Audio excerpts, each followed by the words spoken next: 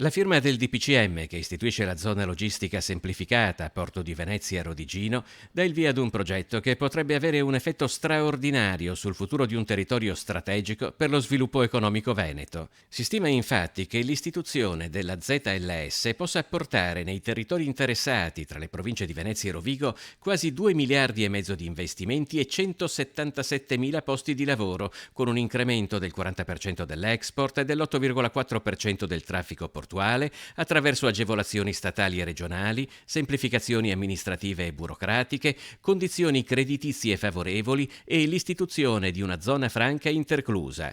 Tutto questo per 7 anni, rinnovabili per altri 7.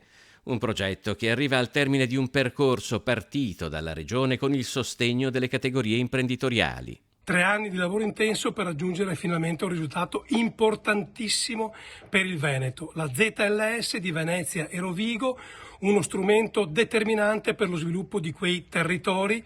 Sono davvero felice, soddisfatto, perché stiamo dando a quei territori uno strumento che consentirà loro di avere agevolazioni fiscali, burocratiche e di essere attrattori di nuovi investimenti, una via di sviluppo finalmente importante. Tra aree portuali, retroportuali e aree di sviluppo industriale, la ZLS coinvolge oltre ai comuni di Venezia e Rovigo 17 comuni polesani. Si estenderà complessivamente per 4.681 ettari.